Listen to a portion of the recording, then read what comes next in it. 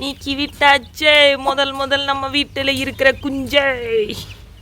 ஆனால் டேட்டு நம்மளுக்கு தெரியலிங்க. ஃபஸ்ட்டு ஏன் டேட்டு மெமரியில் இருக்குது அப்படின்னா, அன்னைக்கு தங்கச்சி பையனோட பெரிய பையனுக்கு, அதாவது தங்கச்சி பையனோட இல்லை, தங்கச்சி பெரிய பையனுக்கு பர்த்டே. அதனால் அந்த அன்னைக்கு அது ஞாபகம் இருக்குது. மற்றதெல்லாம் சுத்தமாக ஞாபகம் இல்லை. இதுக்கும் விற்பனைக்கு தயாராவார்கள் என்று நினைக்கிறேன். எப்பவுமே நான் அந்த மாதிரிலாம் யோசித்து வச்சு எதுவுமே பண்ணினதில்லை. அது வரவும் வராது. அது எதுக்கு தேவையில்லாமல் மெமரியில் வேஸ்ட் அப்படின்னு சொல்லிட்டு, இது யார் நீக்கி விட்டாங்கன்னு தெரில. இப்போ வந்து பார்க்குறேன் நீக்கி விட்டுட்டாங்க. சரி பரவாயில்ல, நான் அவர்கிட்ட கேட்டேங்க முன்னாடி. அவர் தான் நீக்கி விட்டாரா என்னென்னு ஏதுன்னு தெரில. இவர் போண்டா என்னமோ ஆயிடுச்சியா? என்னாச்சு? ஏண்டா தங்கம் என்னாச்சு? அவள் அழகாக கூப்பிட்டா. எந்திரிச்சோனையுமே சூப்பராக இருந்துச்சு. எனக்கு ரொம்ப பிடிச்சிச்சு.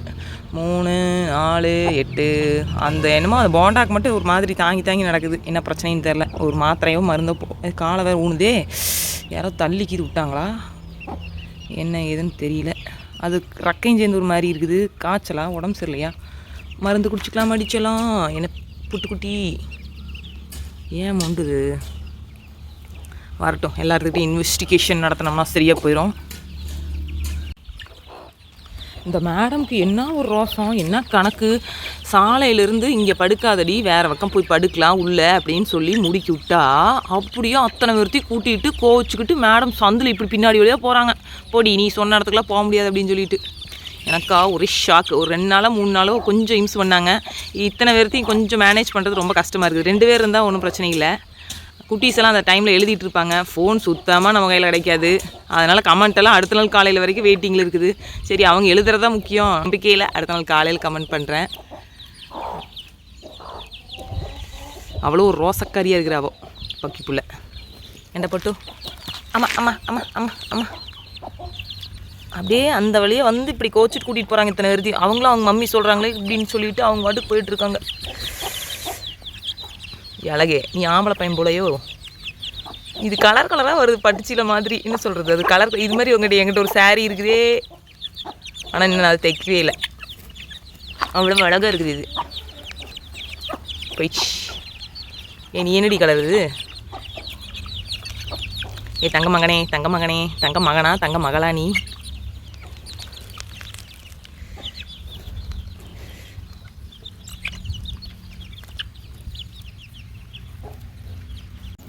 ஓய் மேயி வா. என்ன இருக்குது? மேய இருக்குது. எல்லாம் காஞ்சி விட்டது. காய்ந்து சாய்ந்து. இவளை இப்படி விட்டுறாமா? அவங்க வந்த நீங்கள் அங்கே இருக்காங்க. இப்போ 2 பேர்த்தையும் அவுத்து விட்டு என்ன போகிறோம்னா,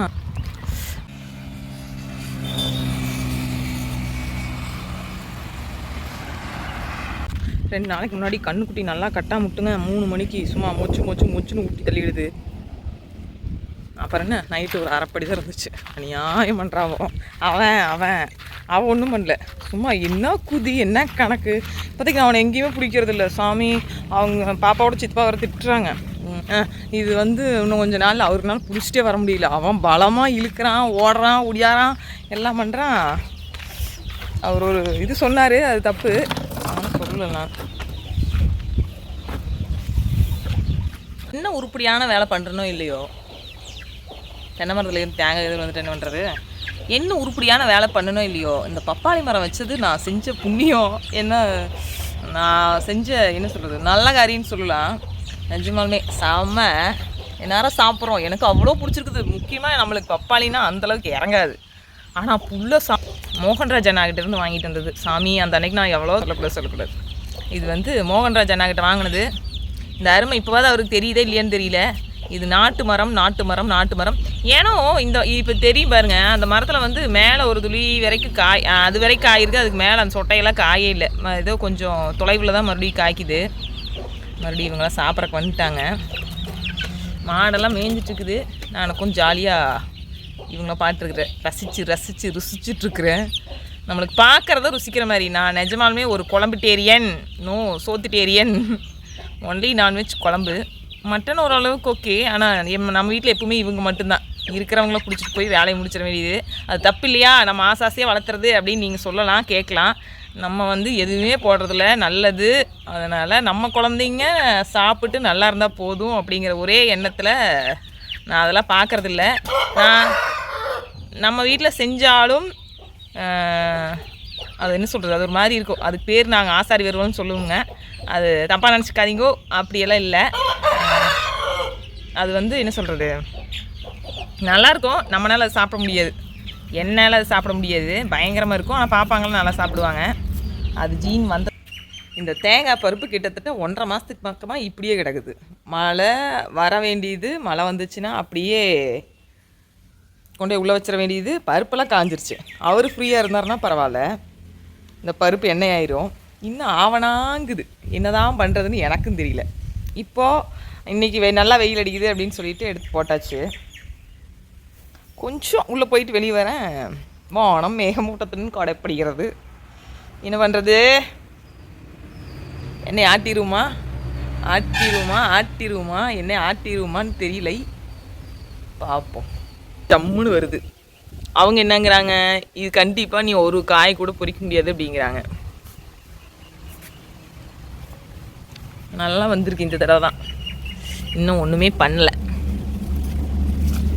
கீரை செடி விதைக்கு விட்டுருந்தா அந்த கோழி குட்டியெல்லாம், இது மட்டும் இன்னும் வரமாட்டேங்குது.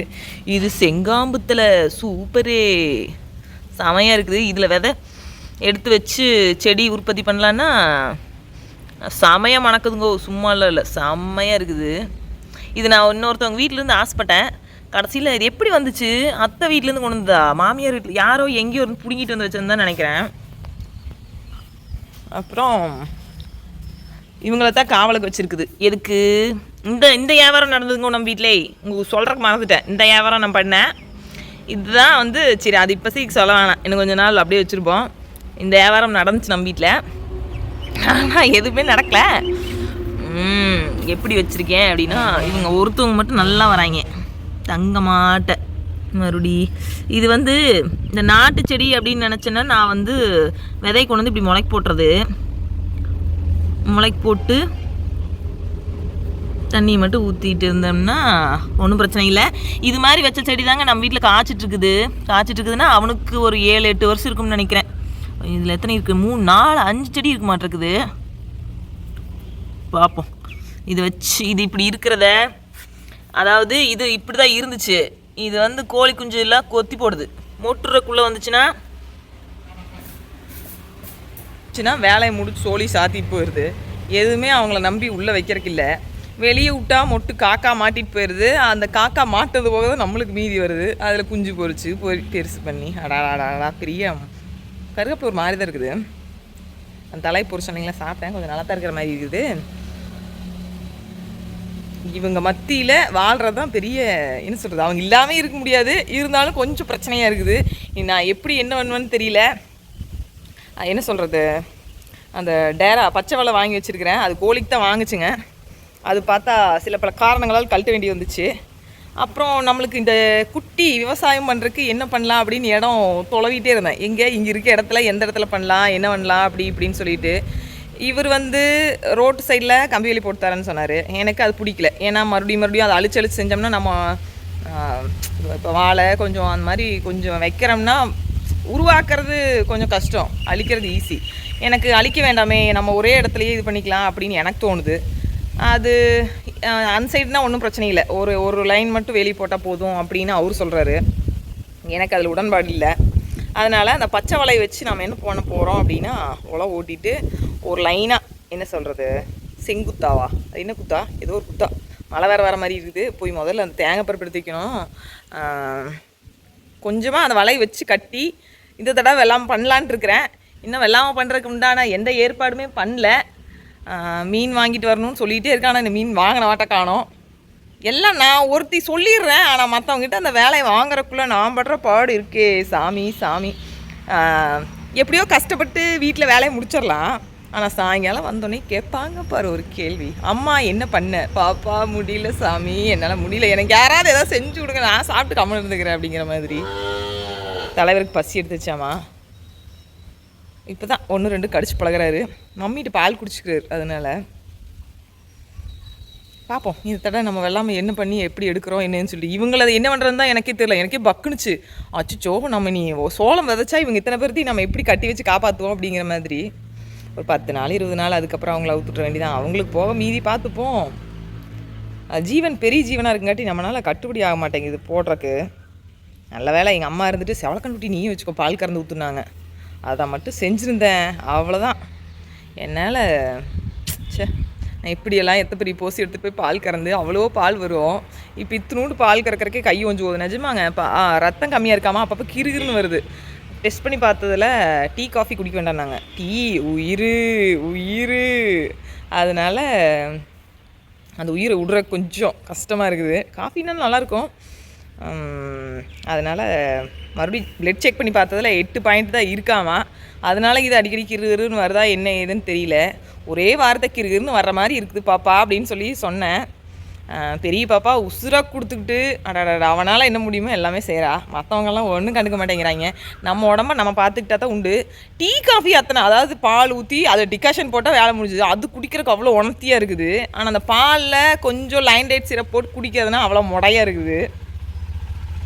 இருக்குதுன்னா கொஞ்சம் ஒரு மாதிரி டீ மேலே இருக்கிற பிரியும் பால் மேலே வரதில்லைன்னு சொல்லலாம். நிஜமா ரெண்டுக்கும் ஒரே வித்தியாசம் இல்லை. ஆனால் இது கொஞ்சம் ருசி ஜாஸ்தியாக இருக்கிற மாதிரி இருக்குது. நிஜமா நான் ஆண்களை நினைத்து தப்பாக இருந்தால் மன்னிச்சுக்கோங்க, அவ்வளோதான். போய் எடுத்து வச்சுட்டு உள்ளே போய் வேலை பார்க்கலாம். குட்டீஸுக்கு சப்பாத்தி வச்சுருக்கேன். ஐயோ சாமி, நிஜமா அந்த வடக்கில் இருக்கும் சகோதரிகள் அனைவரையும் கும்பிட்டு படுக்க வேண்டும். நிஜமா அவங்க எல்லாருமே எந்நேரமே சப்பாத்தி தான் சுடுறாங்க. ஆனால் அந்த சப்பாத்தி சுட்டு சுட்டு சுட்டு சுட்டு எல்லாத்துக்கும் போடுறாங்க. எத்தனை பேர் இருந்தாலும் அதே சப்பாத்தி தான் சாப்பிட்றாங்க. மாதத்தில் 5 கிலோ மூயுதுங்கிறாங்க. நம்ம 5 மாதம் கூடி 1 கிலோ, அதை என்ன சொல்கிறது, இல்லை ஒரு தடவை இது பண்ணால் 1 கிலோ முடிஞ்சிடும். 5 கிலோ வந்து 5 மாதம் சுட்டால் தானே தீரும். நம்ம சுடுறதே இல்லையே. அவங்களாம் நிஜமாக சொல்கிறாங்க எனி டைம் சப்பாத்தியில் ஒரு மாதத்துக்கு 5 கிலோ மூயுதுங்கிறாங்க. எத்தனை பேர் இருந்தாலும் இது ஒருத்தவங்களே தான் சுடுறாங்க. மற்ற வேலையில் எப்படி செய்கிறது? நிஜமாக என்னால் ஒரு எனர்ஜியெல்லாம் வேஸ்ட் ஆயிடுச்சுங்க. கையெல்லாம் வலி எடுத்துருச்சு, கிருன்னு வர மாதிரி ஆயிடுச்சு. பாப்பாவோட பிரச்சனைங்க, அதாவது விளையாட்டு தான். அவள் பண்ண கொஞ்சம் டஃப் ஜாப் ஆகிடுச்சு. எனக்கு முடியல. அந்த சப்பாத்தி இன்னும் மீதி இருக்குது. அது என்ன பண்ண போகிறேன்னா வெங்காயம் தக்காளி எல்லாம் போட்டு வணக்கி விட்டு ஒரு 2 முட்டையோ 3 முட்டையோ இருக்குது. என்னடா பேசிகிட்டே இருக்கணும்னு தோணுது. போர் அடித்தா ஸ்கிப் பண்ணிடுங்க. அந்த முட்டையை போட்டு கரம் மசாலா கொஞ்சம் உப்பு மிளகாப்பொடி போட்டு அந்த சப்பாத்தி கிள்ளி போட்டு கொடுத்துடலாம். இன்றைக்கி வேலை முடிஞ்சு. அப்புறம் நேற்று நைட்டு முட்டை சப்பாத்தி வேணும்னு பாப்பா கேட்டா. பாப்பா முட்டை இல்லை சாமி, அதை அடை வைக்கிறதுக்கு வேணும்னு சொன்னேன். ஏம்மா உன் பிள்ளைக்காக ஒரு 3 முட்டை தியாகம் பண்ண மாட்டேயாம்மா அப்படிங்கிறா. இப்படி கேட்டால் யாராவது முட்டை இல்லை எனக்கு அடை வைக்கிறத வேணும்னு சொல்லுவாங்களா? No no no. அதனால் இந்த மாதிரியெல்லாம் ஐஸ் வச்சே என்னை வேலையை முடிச்சிட்றாங்கன்னு நினைக்கிறேன். ஐஸ் சொல்லக்கூடாது, அன்பாக பேசுகிறாங்க. அந்த அன்புக்கு நான் அடிமை.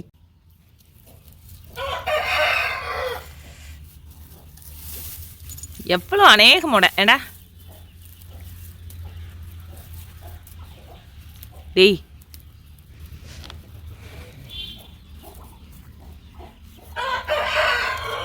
அப்பாடியோ அழகு பையிலே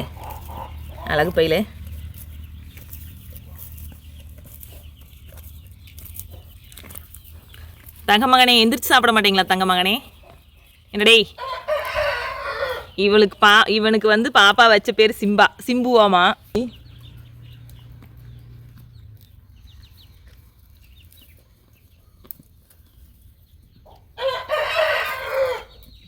டேய் இவ்வளோ முறை ஆகாதுடா டேய்.